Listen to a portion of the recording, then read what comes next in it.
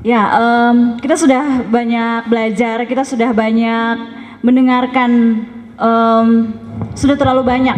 Ini saatnya untuk mendengarkan respon atau pertanyaan dari rekan-rekan sekalian, dan saya mendengar sudah ada beberapa orang yang sudah menanti-nantikan momen ini, menanti-nantikan untuk bisa bertanya secara langsung, secara spesifik kepada kedua kakak kita ini. Saya persilahkan jikalau ada yang bertanya.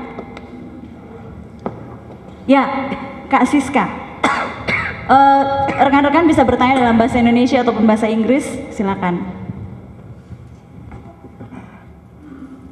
Ya, terima kasih.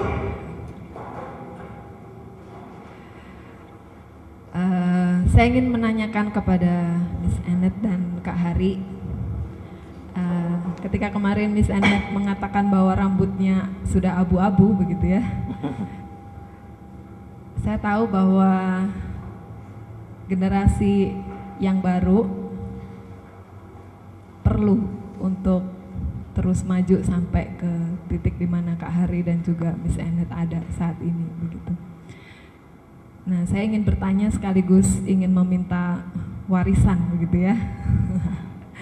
Dua hal yang ingin saya tanyakan. Yang pertama, bagaimana kakak-kakak berdua menjaga konsistensi pelayanan, dan saya pikir bukan hanya konsisten ya, tetapi progresif dan ya memberkati begitu banyak orang, generasi ke generasi, kota demi kota. Bagaimana sampai ke titik ini? Apa yang dilakukan supaya mungkin kami yang komitmennya pendek jadi panjang begitu? Atau yang memikirkan belum berkomitmen jadi berkomitmen gitu ya. Lalu yang kedua, saya ingin bertanya ya. Selama 4 hari di sini saya juga terus tergetar begitu ya mendengar firman Tuhan. Padahal ketika membaca ya saya rasanya biasa aja ya ketika baca sendiri begitu. Tapi ketika mendengarkan firman Tuhan itu rasanya berbeda. Dan saya pikir kami semua yang ada di ruangan ini merasakan hal yang sama.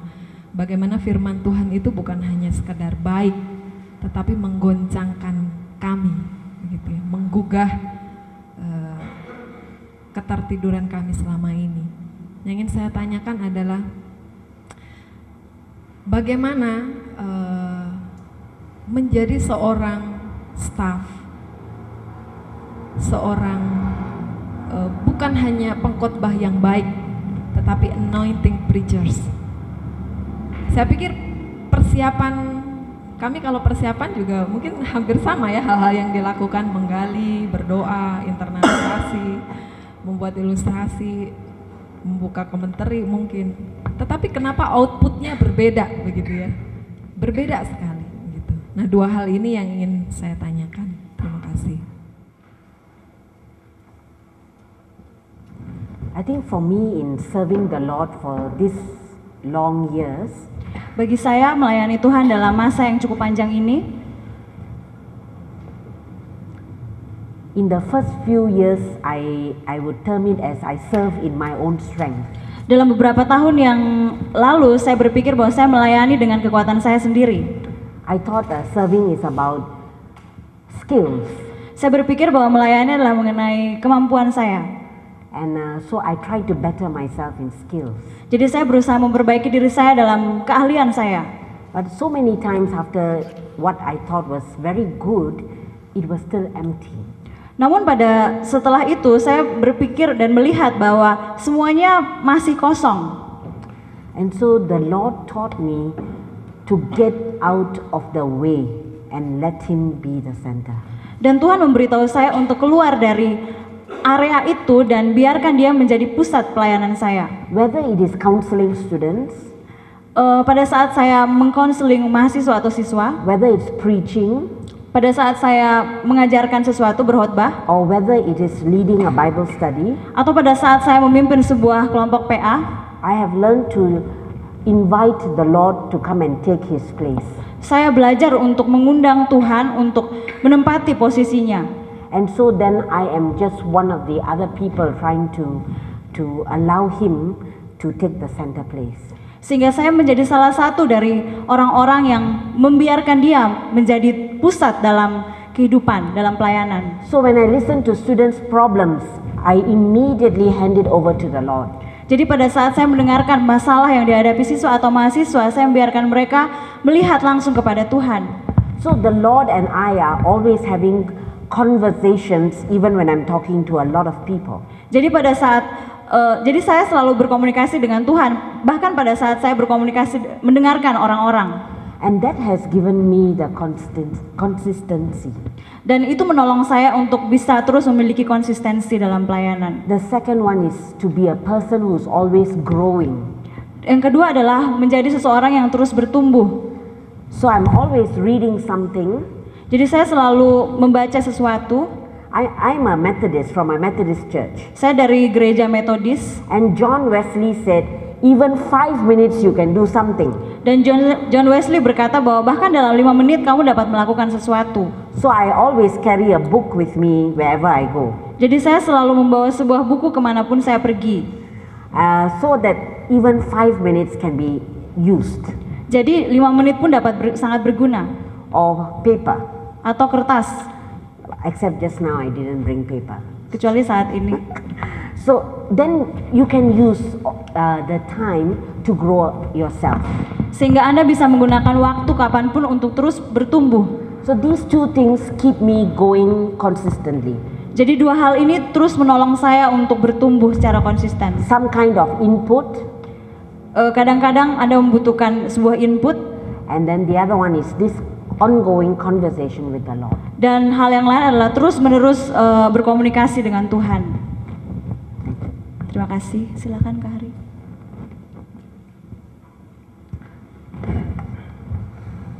Saudara, saya pada awal pelayanan, saya pikir adalah mengerahkan semua kapasitas yang ada, yang saya miliki, bekal-bekal dari sekolah teologi. Saya pikir itu menjadi sesuatu hal yang begitu luar biasa, bisa disajikan dan bisa melayani dengan sedemikian rupa. Ternyata itu sesuatu hal yang sangat melelahkan akhirnya. Saya sangat senang dengan bahasa Yunani Ibrani. Ternyata itu omong kosong semua pada waktu saya pelayanan. Yang saya maksudkan adalah bahwa pelayanan itu adalah memberi diri di hadapan Tuhan, saudara. Dan bagaimana saya bisa menangkap pesan Tuhan yang sesungguhnya untuk orang-orang yang saya layani. Bagaimana saya bisa membasuh orang-orang yang saya layani itu. Itu membutuhkan satu kekuatan kasih yang dari Golgota. Inilah yang banyak mengubah saya, saudara. Ya, dari kelelahan-kelelahan semacam itu, saya diberikan satu perspektif baru oleh Tuhan lewat pengalaman dan kesalahan-kesalahan semacam itu. Dan akhirnya saya melihat bahwa pelayanan itu bukan menyelesaikan sederet program, melakukan sederet aktivitas, tetapi bagaimana bisa menyampaikan pesan Tuhan itu dengan baik dan diterima oleh orang-orang itu, dan mereka bisa bersama-sama saya mentaati firman Tuhan dan bertumbuh. Dan itu yang kemudian mulai saya lakukan, ya. Dan saya akhirnya membentuk banyak kelompok-kelompok, ya, yang saya bangun bersama-sama, ya. Dan itu yang saya lakukan. Yang kedua, saudara, saya dulu berdoa juga di dalam pelayanan, tetapi saya pikir doa itu semacam formalitas di dalam aktivitas hidup saya. Jadi saya mendoakan orang-orang yang saya layani, tetapi itu bukan menjadi satu passion yang kuat di dalam hati saya untuk mereka. Kenapa? Karena saya ingin mencapai sesuatu lewat satu program yang saya akan kerjakan dalam pelayanan. Perspektif ini saudara, akhirnya Tuhan ubah.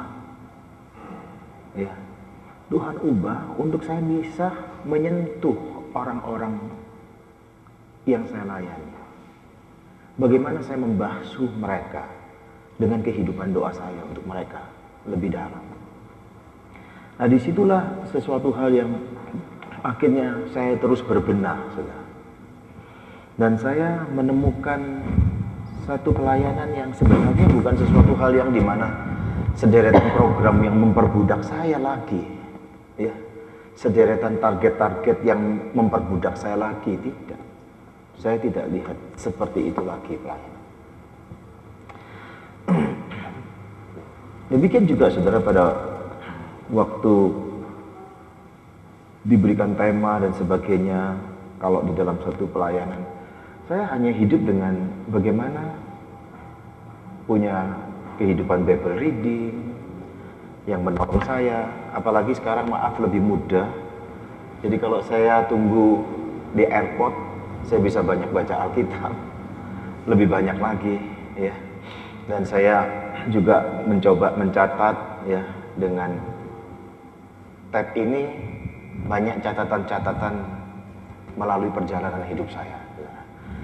Itu semua akan memberikan begitu banyak insight kepada saya, ya. Pada saat saya bergumul untuk tema-tema yang diberikan oleh teman-teman, ya, mahasiswa, alumni maupun staf sendiri. Dan terus terang saudara, saya harus mengatakan bahwa kadang-kala saya membutuhkan waktu yang sangat lama untuk berdoa, untuk menemukan poin-poin yang betul-betul Tuhan ingin maksudkan untuk saya sampaikan. Jadi bukan sederetan buku-buku yang saya mengalihkan itu menjadi satu resume, bukan seperti, tapi bagaimana mencoba terus menggumuli teks itu menjadi satu passion saya sendiri dan berbicara kuat kepada saya sendiri, memperbaharui hidup saya lebih dahulu. Dan saya hanya bisa membagikan hal seperti itu, yaitu pergumulan-pergumulan saya, saudara, ya, di dalam setiap kali diberikan teks atau tidak diberikan teks. Bagi saya terlalu sulit tidak diberikan teks, karena saya harus mencarinya, bergumul, bertanya dan sebagainya, ya. Itu yang saya bisa bagikan di dalam dua pertanyaan Siska. Ya, silakan Daniel. Saya mau tanya, Kak. Kemarin kan Kak Hari banyak menyinggung tentang kapasitas. Nah, bagaimana cara mengetahui kapasitas saya yang pertama, dan kedua, bagaimana cara memaksimalkan kapasitas yang ada pada saya agar makin efektif untuk melayani, untuk membantu orang lain. Terima kasih. Ya, jadi Daniel bertanya mengenai bagaimana untuk mengetahui kapasitas pribadi, ya, dan bagaimana untuk mengembangkan kapasitas itu. Ya, silakan Kak Hari, dan mungkin Miss Annette juga bisa menyiapkan jawabannya. Iya, saudara, kita mau tidak mau memang harus mencoba, gitu ya. Dari mencoba akan menemukan, ya. Sebenarnya saya itu punya karunia apa dan kapasitas yang Tuhan percayakan kepada saya itu sejauh mana dan sebagainya. Tapi itu lewat satu proses, ya. Dan itu bisa ditolong oleh orang-orang yang ada di dalam lingkungan hidup kita, ya. Dan itulah pentingnya kita itu punya satu komunitas yang membangun. Salah satu poinnya adalah bisa menunjukkan karunia kita, talenta kita, dan dia bisa menolong kita untuk juga menemukan lebih jauh, ya, kapasitas yang dimilikinya. Dan itu yang pertama. Yang kedua, Tuhan akan menolong kita juga, ya. Tuhan akan menolong kita pada waktu dan di tengah-tengah kita sedang di dalam satu proses pelayanan. Oh, ternyata ada juga ini karunia kepemimpinan saya, kira-kira gitu. Pengalaman saya begitu, saudara. Saya orang yang minder, orang yang nggak bisa bicara di depan. Saya pendiam. Jadi kalau saya bilang pendiam, banyak orang nggak percaya, kira-kira begitu. Ya. Itu hidup saya, saudara. Ya. Saudara tahu si Ming Ming satu saat mengunjungi istri saya yang sedang sakit di rumah sakit. Pada saat itu saya habis mengunjungi, terus saya ada pelayanan, kemudian saya balik lagi. Nah, pada waktu saya tinggalkan, ya teman kita Ming Ming ini, alumni, dia ketemu dengan kakak saya yang tertua yang sedang mengunjungi ya istri saya yang sakit. Dan kemudian dia tanya tentang saya, latar belakang dan sebagainya. Nah, kakak saya menceritakan, ya saya ini memang pendiam, saudara, dan tidak banyak berbicara, di rumah pun tidak, minder dan sebagainya. Nah, saya itu ditolong di dalam satu kelompok KTB. Ya. Nah, kelompok KTB saya ini menolong banyak hal saya untuk berani mengungkapkan pendapat, ya, berani sharing dan sebagainya. Dari semua proses itu, saudara, teman-teman, pada waktu saya ulang tahun, teman-teman kelompok itu memberi satu buku kepemimpinan kepada saya.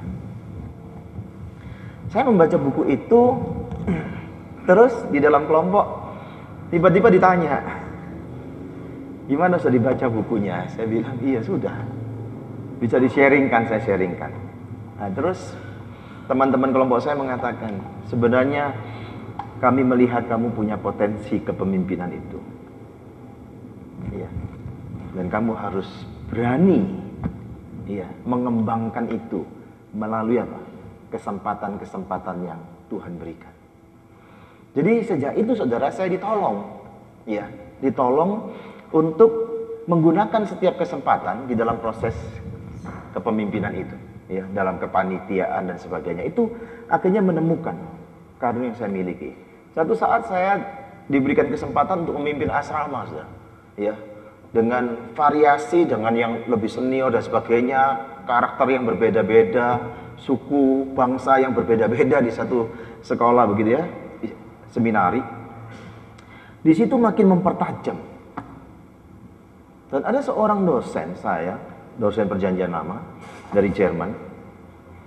Dia sangat mengamati saya selama dalam pendidikan itu. Saya sama sekali tidak tahu kalau dia mengamati begitu detailnya. Coba tahu, saya masuk ke Perkantas butuh orang-orang yang memberikan rekomendasi. Kemudian saya minta beliau merekomendasi. Sudah tahu, rekomendasi dari beliau adalah bicara soal leadership. Itulah yang menolong saya untuk menemukan karunia, talenta, ya, dan kapasitas yang Tuhan berikan itu, saudara, bukan langsung tapi bertahap. Akhirnya saya bisa melihat, oh, saya punya kapasitas sejauh ini. Tapi itu lewat satu proses belajar.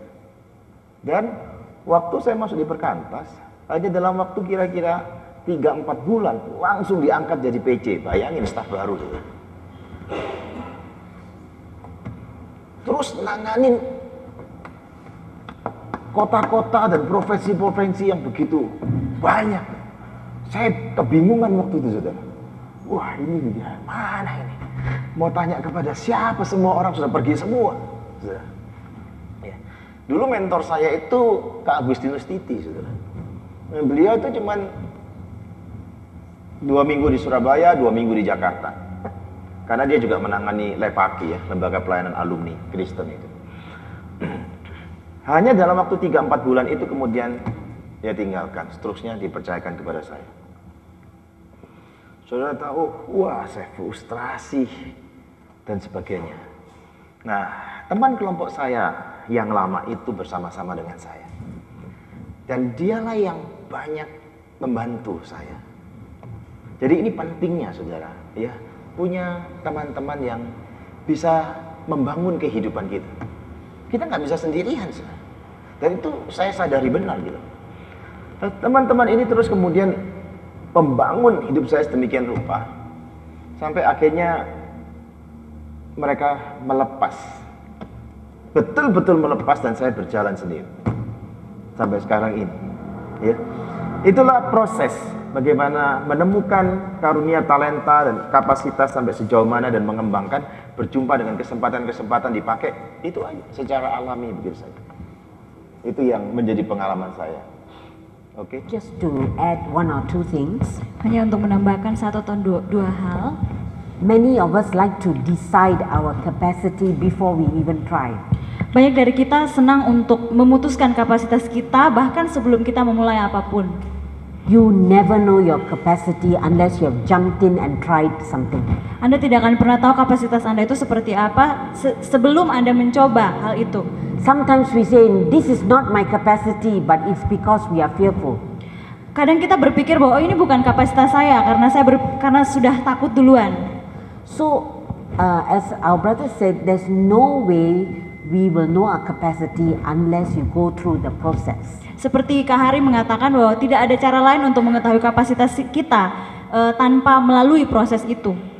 And sometimes we are very fast to say, that's not my capacity when we meet failure. Dan kadang sangat cepat bagi kita menyimpulkan itu bukan kapasitas saya karena saya sudah gagal. Sometimes failure is the way the Lord stretches us. Kadang-kadang kegagalan menghalangi Tuhan untuk melebarkan kapasitas kita. I shared with the senior staff Saya menceritakannya kepada rekan-rekan staf senior that the person who trained me told me that I cannot preach.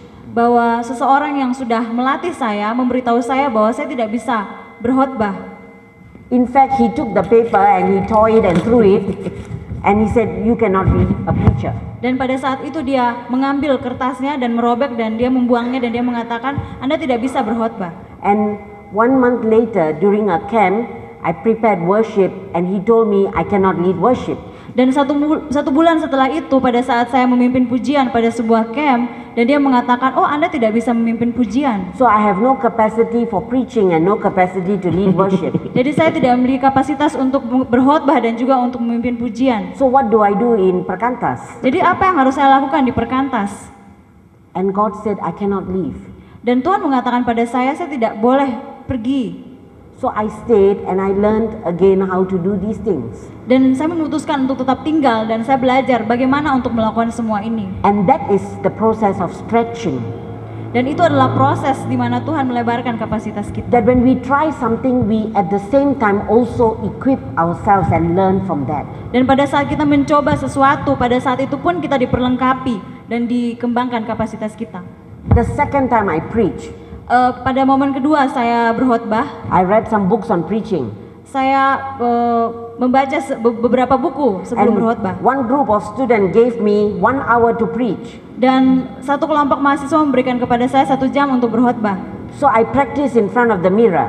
Jadi saya berlatih di depan kaca cermin. And I time myself because my senior staff, he only write 3 points and he can speak for 1.5 hours. Jadi saya berlatih di depan kaca itu sebab saya melihat staf senior saya, dia hanya menuliskan 3 poin dan dia bisa mengatakan banyak hal. So I write 3 points Jadi saya menulis 3 poin and I practice in front of the mirror. dan saya berlatih di depan kaca.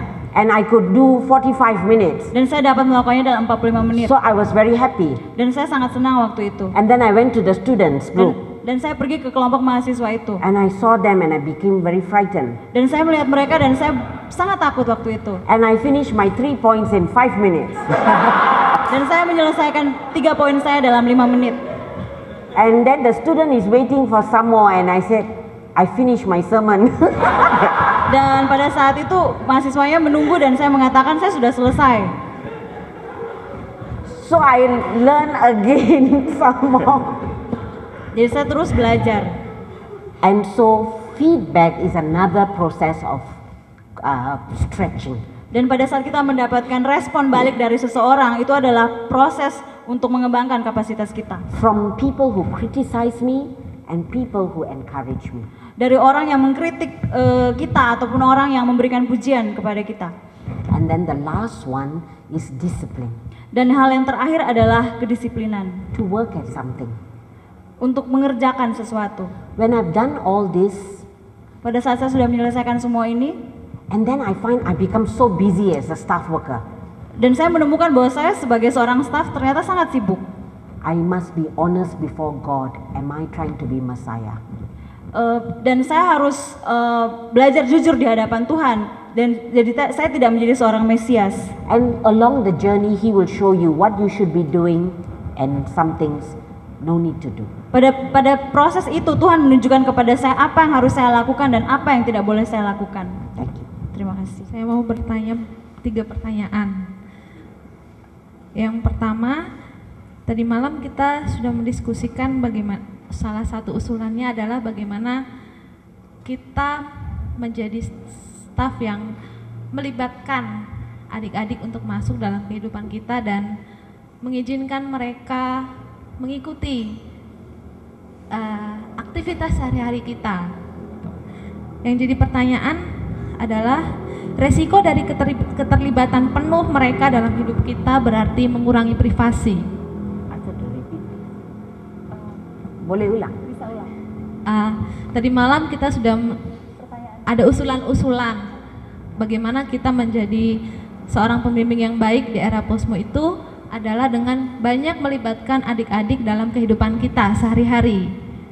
Nah, resiko dari ini menurut yang saya alami adalah kekurangan privasi. Kekurangan apa? Kekurangan privasi. Oh, privacy. Ya, privasi, ya kehidupan pribadi itu menjadi satu hal yang kayaknya membuat cepat burn out gitu. Ketika harus terus menghadapi adik-adik, melayani mereka, menghadapi mereka. Gitu. Nah, itu bagaimana bisa mengatasinya? Yang kedua, saya membaca buku Membentuk Kerohanian Kaum Muda di era Posmo. Di situ dikatakan jika kita ingin melayani orang lain, kita harus jadi pribadi yang aman. Dan kan saya mendapati aman di situ kan berarti kita jadi orang yang mampu menolong mereka tanpa terbawa dengan kelemahan-kelemahan kita, ya seperti itu. Nah, tapi saya mendapati bahwa kita di satu sisi kita harus jadi orang yang vulnerable, orang yang juga berjalan dalam kerapuhan, mengizinkan mereka juga melihat kerapuhan kita. Nah, ini nampak seperti bertolak belakang. Bagaimana itu bisa berjalan bersama? Yang terakhir, mungkin ini berkaitan dengan kondisi di Bandung. Ya, di Bandung pergantian staf cukup cepat. Banyakan 2 tahun saja, setelah itu selesai 2 tahun saja, itu selesai, bahkan ada yang cuma 1 tahun. Dan yang sering yang saya dapati ketika mereka di-sharingkan adalah ayo berikan perpuluhan waktu. Maksudnya ketika men-sharingkan ke adik-adik yang untuk dijadikan minta mereka mengumpulkan jadi staff, kita minta mereka kamu kan udah dilayani di mahasiswa, ayo sekarang kasih perpuluhan waktu 2 tahun. Nah, apakah ada sesuatu yang hilang dari prosesnya ataukah cara perekrutan ini ada masalah begitu yang sehingga membuat pada akhirnya itu tidak cukup membuat teman-teman ini memberi diri lebih di dalam pelayanan. Only we know the kind of privacy we need. Hanya kita yang tahu privasi seperti apa yang kita butuhkan. No two persons are alike. 2 orang pasti berbeda-beda. But you know, sometimes as staff we compare ourselves. Namun kadang-kadang sebagai staf kita cenderung membandingkan dengan staf yang lain. This staff spends all the time with the students. Staf yang ini menghabiskan waktunya banyak dengan siswa atau mahasiswa. And then I also must spend a lot of time with the students. Dan saya sepertinya juga harus melakukan demikian. We need to follow our personality, our differences, and then know what kind of privacy we need. Kita mesti mengikuti seperti apa kepribadian kita dan tentukan sendiri. Sometimes we cannot help it because there are a lot of students. Kadang-kadang kita tidak bisa menahannya karena terlalu banyak siswa atau mahasiswa. Then we must help ourselves by finding, even if it's some small time, to be private. Jadi kita harus menolong diri kita sendiri, bahkan waktunya itu sangat sedikit bagi privasi kita sendiri. My private time sometimes only 5 minutes between meeting students. Waktu privasi saya sendiri kadang cuma 5 menit di antara waktu bertemu dengan siswa mahasiswa. And that is because I need to hand over some things to God. Dan itu terjadi karena saya butuh memberikan sesuatu kepada Tuhan. I sleep very little Saya tidurnya sangat sedikit because that's my capacity. karena itu kapasitas saya. I need 3 to 4 hours sleep a day, and that's enough. Saya hanya butuh 3 sampai 4 jam untuk tidur sehari dan bagi saya itu cukup. But there are some people who need to sleep 7 hours. Tapi ada beberapa orang yang butuh 7 jam sehari untuk tidur. They are normal. Mereka normal. 3 hours is not normal. 3 jam tidak normal. So let's not compare. Jadi jangan membandingkan. Let's know ourselves Mari mengetahui diri kita sendiri and take the privacy. We are not their Messiah. dan ambil waktu pribadi sendiri, dan kita bukanlah Mesias mereka. But if we are all the time telling the student, I need privacy, Tapi jika setiap waktu kita terus memberitahu mahasiswa bahwa saya butuh privasi, then maybe we are in the wrong ministry. atau mungkin pada saat itu kita berada dalam pelayanan yang It's a salah. balance. Butuh keseimbangan. Yeah, that's all. Oke. First question. Saya hanya menambahkan beberapa poin. Yang pertama, saudara hati-hati bahwa jangan sampai kita itu semacam playing God, jadi berperan sebagai Allah untuk orang-orang yang kita bina. Ya. Kita ada dalam keberadaan yang Tuhan inginkan dan sebagaimana kita ada. Jadi tadi saya sangat setuju bahwa memang kita nggak bisa membanding-bandingkan, tetapi ada catatan di situ.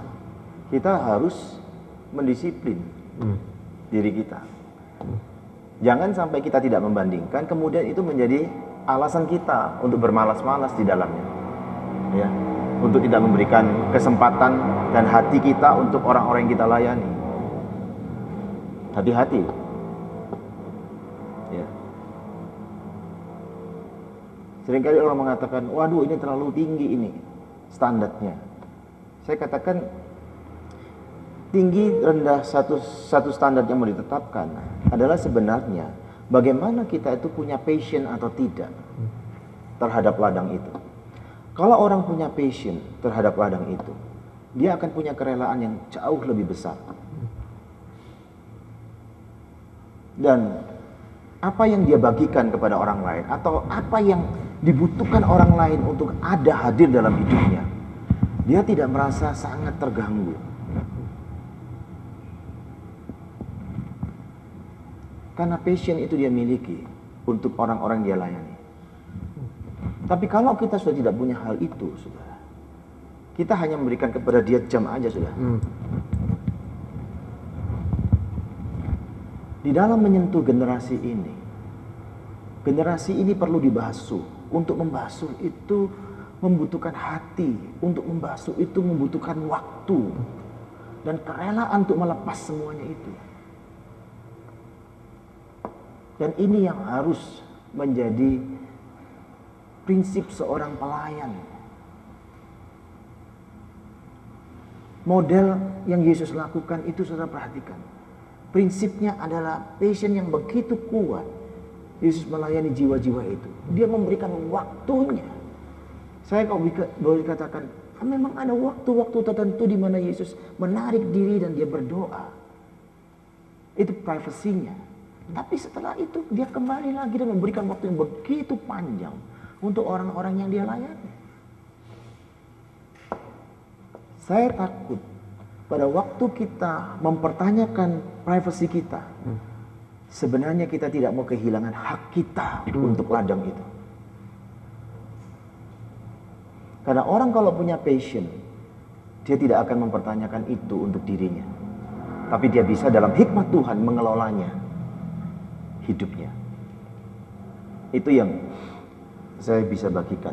Memang kita hidup di dalam satu era postmo seperti ini, saudara. Ya.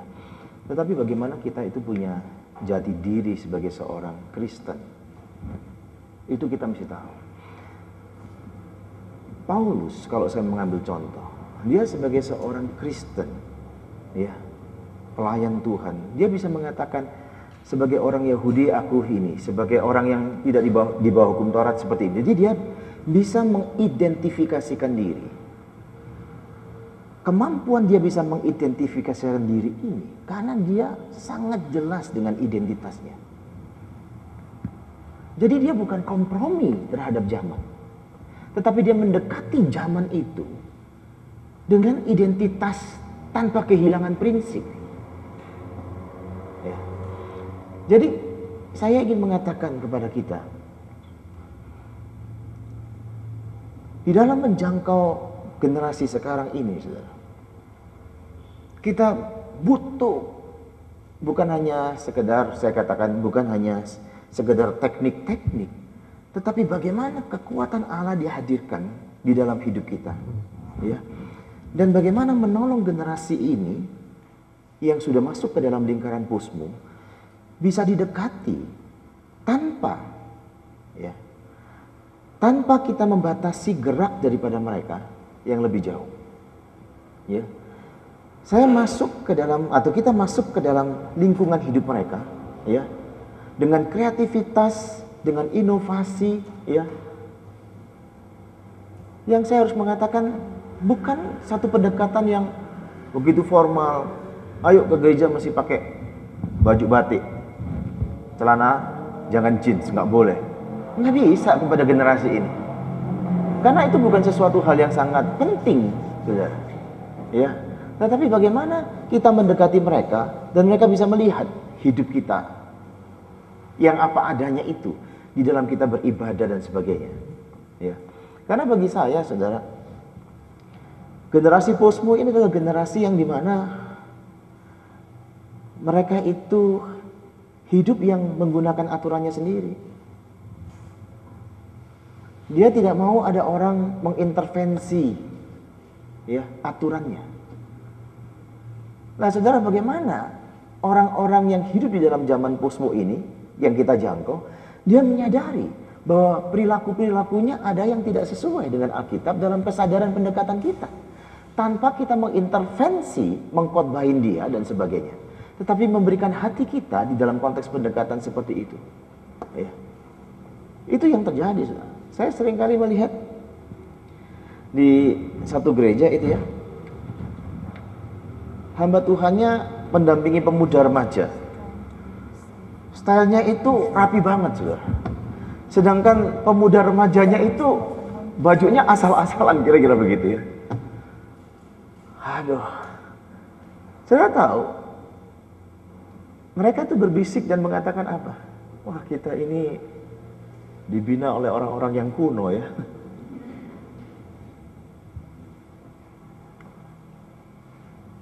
Dan di dalam satu acara retreat itu, saudara, saya memakai celana jeans dan kaos. Mereka datang mengatakan, wah, ini kawan kita. Saya tanya, apa maksudnya kawan kita? Dia hanya melihat cara berpakaian saya. Yang jeans dengan mereka, saya pakai kaos dengan mereka, ya. Teman tadi, hamba Tuhan, dia menggunakan batik ini, itu menjadi gap, sehingga tidak bisa menjangkau hidup mereka, ya. Nah, saudara, kita lihat ke dalam kedua konteks. Saya harus mengatakan bagaimana kita sendiri bisa mengidentifikasikan diri di tengah-tengah konteks yang ada tanpa kehilangan identitas kita sebagai seorang Kristen. Itu yang saya bisa bagikan. Iya, tiap-tiap kota, regional, dan staf yang memimpin di kota tersebut punya pertimbangan-pertimbangan sendiri cara dia mendekati dan mengelola pelayanannya, saudara. Tapi pengalaman saya yang staf-staf yang jangka pendek seperti itu, dia belum mengerjakan sesuatu yang maksimum, kira-kira begitu, dan ladang masih membutuhkan kehadirannya, udah lari. Biasanya ladang selalu dirugikan. Itu pengalaman yang ada. Kenapa? Pendampingan untuk siswa dan mahasiswa itu membutuhkan waktu yang cukup panjang. Saya sangat menghargai mereka yang memberikan persepuluhan waktunya asal mereka menangkap sangat jelas pimpinan Tuhan untuk hidup mereka. Kenapa sampai dibuat aturan di perkantas? Ya, ada associate staff, ada asisten staff 1 tahun, asisten staff 2 tahun. Dibuat seperti itu adalah memberikan kesempatan mereka menggumuli lebih jauh, lebih dalam. Saya tidak tahu ya, pertimbangan apa yang dipakai. Apakah itu masukan dari founder, ya, salah satu pendirinya Pak Sun Sregar itu memang merindukan staf-staf yang cuma jangka pendek, keluar jadi berkat yang lain, seperti itu. Saya katakan tidak semua orang bisa begitu, dan tidak semua kota dan ladang bisa dibegitukan. Dan ini membutuhkan satu pergumulan yang begitu rupa dengan Tuhan, saudara. Ya. Dan ada perbedaan. Kalau staf itu lebih lama di satu kota, ya, dengan kota yang lain yang stafnya cuma 2-3 tahun, itu ada perbedaan yang cukup signifikan di dalam pendampingan kepada ladang yang ada. Pasti berbeda, saudara. Ya. Oleh sebab itu, saudara, saya tidak tahu ya teman-teman di Bandung, mereka punya kebijakan apa, alasan apa dalam kebijakan tersebut, kira-kira begitu. Ya. Cuman yang ada di kami, yang di Surabaya maupun di regional Jatim itu sangat merindukan staf-staf yang berani jangka panjang untuk menolong ladang tersebut, ya. Tetapi sekaligus juga ini kembali diserahkan kepada yang bersangkutan di dalam dia bergumul dengan Tuhan. Karena apa? Yang mengendali ladang kan bukan board, bukan stafnya, Tuhan sendiri. Tuhan bisa taruh setiap orang. Dan jangan lupa, tiap-tiap orang Tuhan taruh di dalam satu periode waktu tertentu untuk dia berespon terhadap panggilan Tuhan. Dan kita mesti tahu periode mana dan berapa lama saya ada di tempat itu. Dan untuk tahu, kita mesti bergumul dengan Tuhan. Ya. Ya. Itu yang saya bisa tahu. I think we are also seeing a new generation of staff coming into the Perkantas movements. Saya pikir kita sekarang sedang melihat bahwa ada sebuah generasi yang baru datang sebagai staf perkantas. The staff workers themselves are postmodern. Staf perkantas saat ini sekarang sebenarnya adalah generasi posmo. So many of you young staff are postmodern staff. Jadi sebenarnya banyak dari Anda yang sebenarnya staf muda adalah generasi posmo itu sendiri. And you're trying to fit into a culture because our movements are all older movements. Dan Anda saat ini sedang bergabung dalam sebuah kegerakan yang sebenarnya kegerakan yang bisa dikatakan kegerakan yang lama. So I can tell you many of our movements, the postmodern staff, they want somebody to invest in their lives.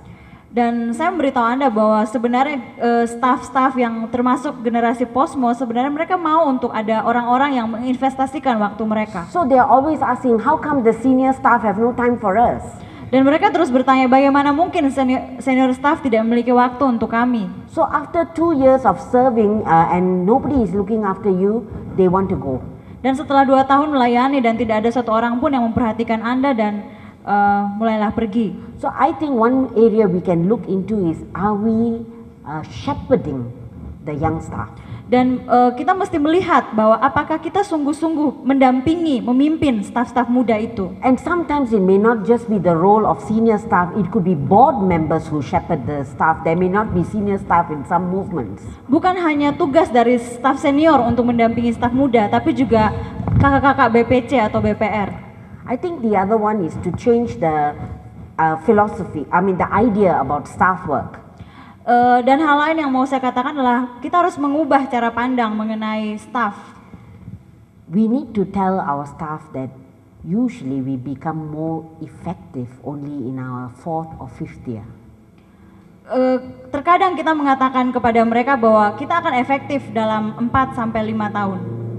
So if you leave after 2 years, jadi jika Anda meninggalkan setelah 2 tahun, you haven't seen anything happen. Anda belum melihat apapun sebenarnya. So why don't you stay a little longer and see something Dan happen? mengapa Anda tidak mau untuk tinggal lebih lama dan melihat ada sesuatu yang terjadi nantinya? And I notice this trend. Usually if they stay 5 or 6 years, they will stay longer.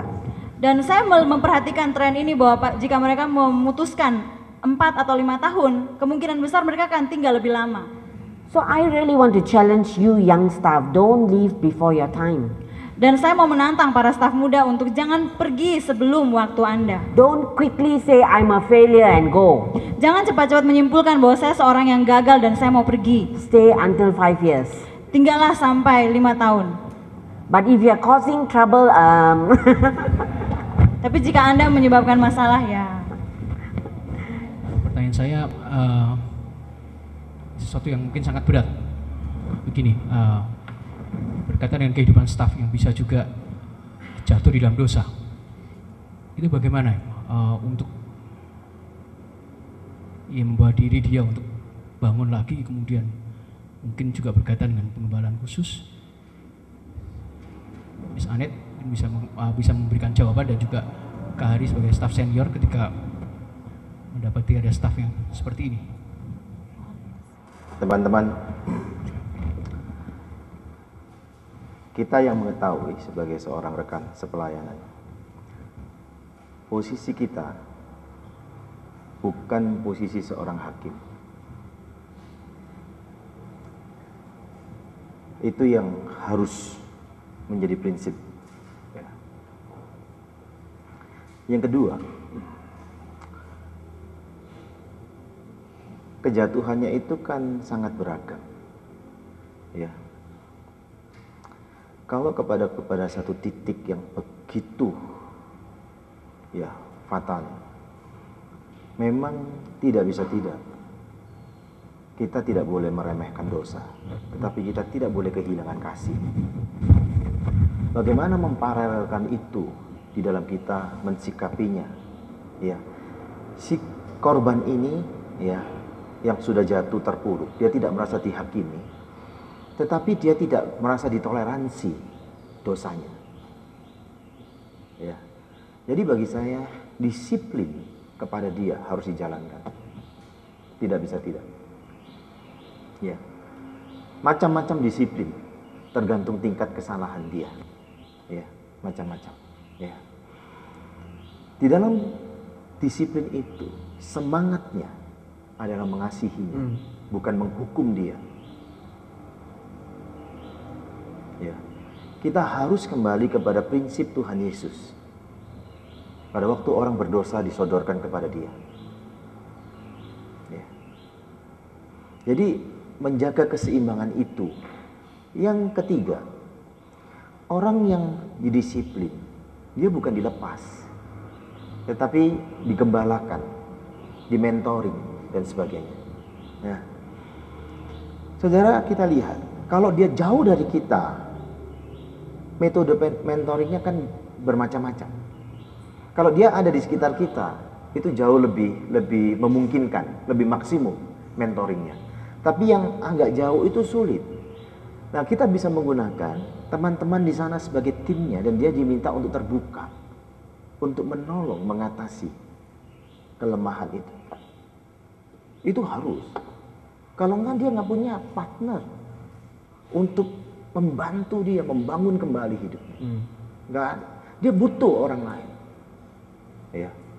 Kalau dia ada di dalam lingkungan kita bisa handle. Ya. Kita bisa handle. Yang keempat, saudara, kita mesti ada evaluasi kepada dia. Sejauh mana dia mampu, ya, begitu tegas terhadap kelemahan-kelemahan yang menyebabkan kejatuhan. Dia tegas, ya. Dan sejauh mana dia membangun kembali disiplin rohaninya, ya. Dan kita melihat, tahu penyebab kejatuhan dan sebagainya. Dan kita menolong dia untuk tidak bermain di dalam areal yang mendekatkan dia kepada kejatuhan tersebut. Ya. Itu tahap di dalam evaluasi yang ada. Yang berikutnya, setelah batas waktu tertentu dan kita melihat progresivitas daripada pertumbuhannya, maka kesempatan harus diberikan kembali kepada dia. Tetap di dalam pendampingan, di dalam mentoring itu. Ya. Karena kesempatan itu akan membawa dia kembali, memulihkan semangat yang sudah runtuh itu. Jadi kita mesti beri. Soal waktu tergantung kepada hasil evaluasi. Itu tidak bisa dirumuskan karena tiap-tiap orang berbeda, tiap-tiap jenis kejatuhan juga berbeda, tiap-tiap masalahnya juga berbeda.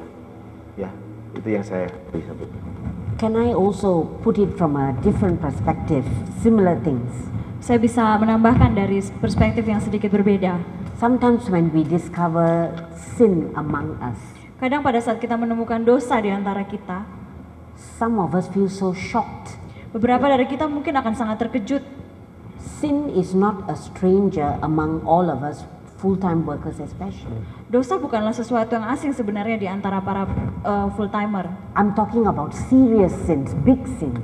Saya berbicara mengenai dosa yang serius. So then we must be the ones who go to the person who is sinning, and as our brother says, we need to confront. Dan kita mesti pergi kepada orang yang berdosa itu dan kita mesti menanyakan secara langsung padanya. Sometimes we are too slow to confront, and that's why the person has fallen too deep into sin. Kadang kita terlalu lama untuk pergi menemui dia secara langsung sehingga orang itu akan semakin jatuh dalam dosa. Look at Nathan, the prophet Nathan, when he went to see David. Lihatlah Nabi Nathan pada saat dia pergi menemui Daud. Immediately we confront, it gives the person the chance to confess. Dengan segera kita pergi kepada orang itu adalah sebuah kesempatan untuk mengakui dosa. And I think sometimes we become the gossipers and not the person who confronts. Dan kadang-kadang kita cenderung menjadi orang yang bergosip daripada kita pergi secara langsung dan bertanya padanya. And I think a person who is in serious sin needs to take time off ministry. Dan saya pikir orang yang terlibat dalam dosa seperti itu butuh waktu untuk berhenti sebentar dari pelayanan, To be restored, untuk dipulihkan, to be able to come back. untuk dapat kembali. And as our brother says, do not let go of the person. Dan seperti yang disampaikan Kak Hari, jangan biarkan orang itu pergi. The sinner may come back and become the most powerful minister. Orang yang berdosa dan setelah kembali dia dapat menjadi seorang yang sangat kuat dalam pelayanannya. If the person has been restored properly.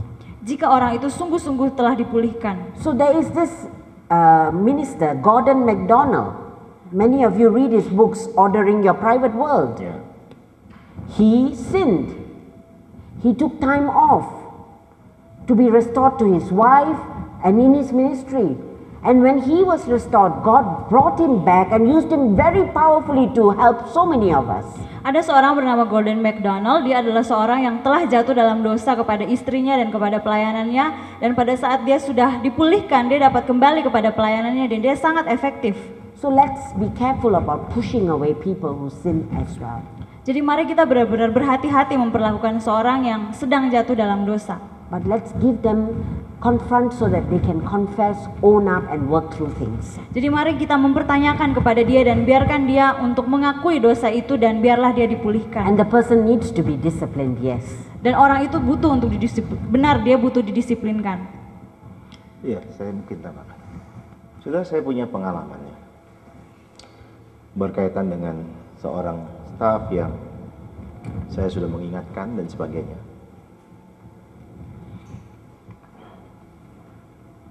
Akhirnya dia betul-betul jatuh dalam dosa yang begitu berat.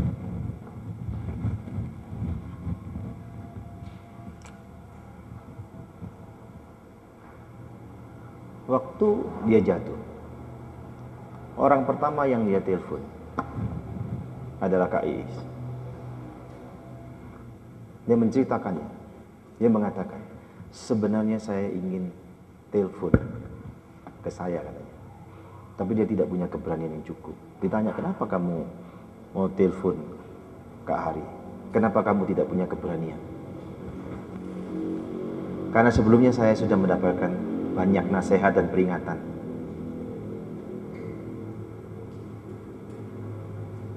Dia bilang, saya masih ada di Toraja waktu itu. Terus,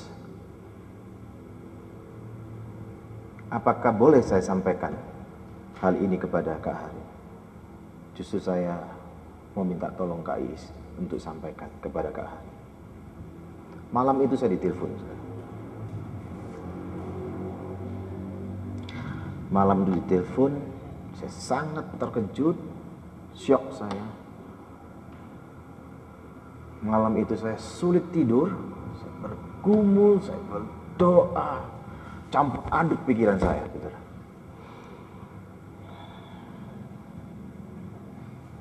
Saya nangis di hadapan Tuhan. Dan saya merasa gagal juga membimbing dia. Besoknya saya telepon kepada Ais, tolong doakan, saya akan ambil waktu untuk datang ke tempat dia. Cuman saya perlu informasi, dia ada di mana. Dia di karantina oleh orang tuanya di satu kota. Saya datang dari Toraja.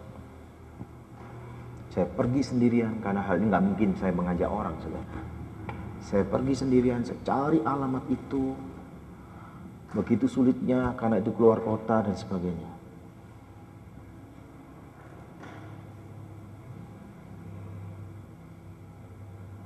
Waktu saya ketemu dia jabat tangan saya. Dia nangis. Dia mengatakan, maafkan saya, Kak. Enggak, saya juga salah. Enggak, dia mengatakan. Dia mempersilahkan saya masuk. Dia mulai menceritakan itu. Peristiwanya.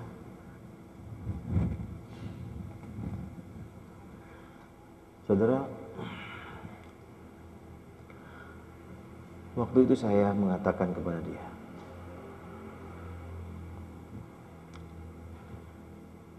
organisasi ini punya aturan main. Dan kita harus menghargai aturan main. Tetapi kamu perlu tahu, saya mengasihi kamu. Saya mengerti kejatuhan. Kamu butuh waktu untuk berteduh dengan Tuhan.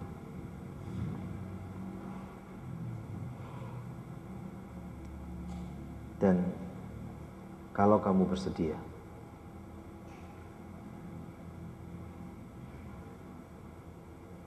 telepon untuk kita membuat satu appointment berikutnya. Ada langkah-langkah yang harus dilakukan. Tetapi kamu jangan lupa, Tuhan sangat mengasihi kamu. Kamu harus datang dengan hati yang hancur di hadapan Tuhan. Tuhan akan memulihkan kamu. Saya tahu. Saudara, tanpa orang lain tahu, saya mengerjakan untuk hidup dia.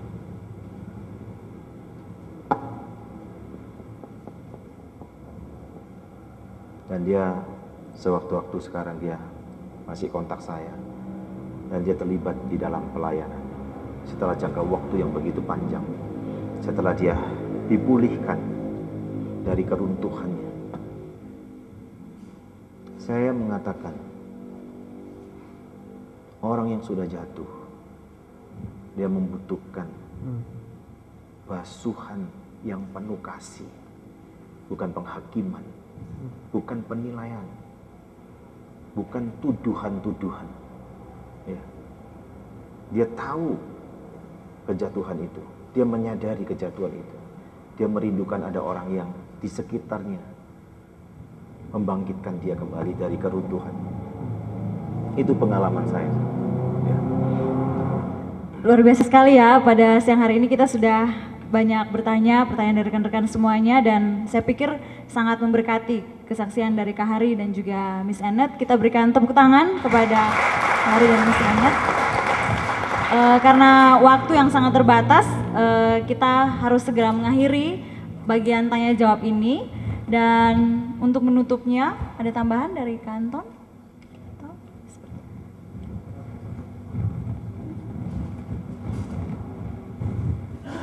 Ya, kita akan segera menutup acara retreat ini.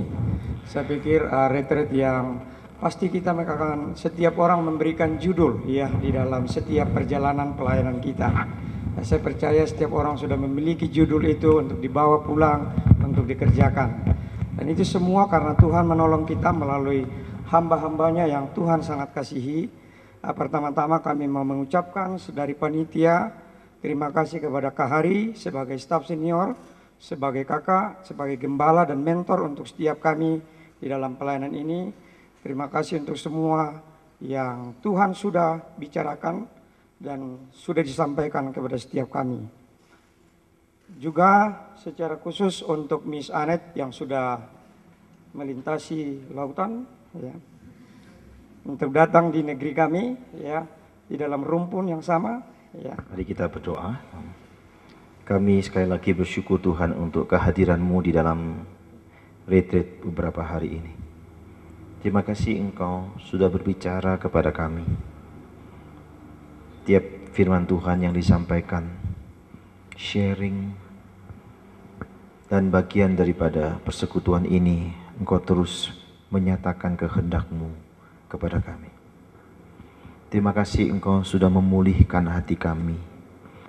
Terima kasih Engkau sudah memanggil kami untuk mengerjakan proyek yang begitu besar, untuk mengasihi jiwa-jiwa di dalam generasi ini.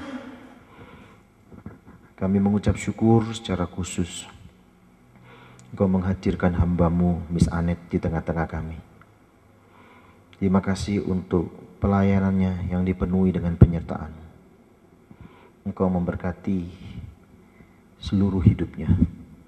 Engkau memberkati seluruh kota dan negara yang dia kunjungi, untuk dia membagi hidup, membagi firman-Mu, membagi kebenaran-Mu. Dan tiap-tiap tempat yang dikunjungi, terjadi satu kebangunan dalam hidup generasi ini. Banyak orang yang datang dan mempersembahkan hidupnya untuk Tuhan. Kami bersama-sama ingin terus berdoa bagi hamba-Mu ini. Kiranya kasih sayang Tuhan terus boleh menjadi bagian hidupnya. Dan hanya Tuhan saja yang terus menyertai, memeliharakan, memberkati, dan menolong hidupnya. Terima kasih untuk kesempatan yang Tuhan anugerahkan kepada kami. Boleh berjumpa dengan hamba-Mu yang memberi hidup bagi Engkau. Dan biarlah anugerah Tuhan yang limpah terus ada dan tinggal bersama hamba-Mu ini. Kalau besok hamba-Mu harus kembali ke negaranya di Malaysia dan melanjutkan pelayanannya berikutnya, Tuhan memberkati, Tuhan memperlengkapi, Tuhan menyertai lebih jauh, dan biarlah banyak orang dibangun hidupnya untuk Tuhan. Terima kasih Tuhan dalam kesempatan ini. Sebentar kami juga akan makan siang dan kami akan pulang. Biarlah Tuhan juga menyertai. Berkati makanan minuman yang Tuhan sediakan. Biarlah itu boleh menjadi bagian dari kasih sayang Tuhan memelihara hidup kami. Sambil kami terus berdoa supaya hidup kami boleh menjadi berkat bagi orang-orang lain. Dan biarlah hidup kami terus berkenan kepada Tuhan dan memuliakan.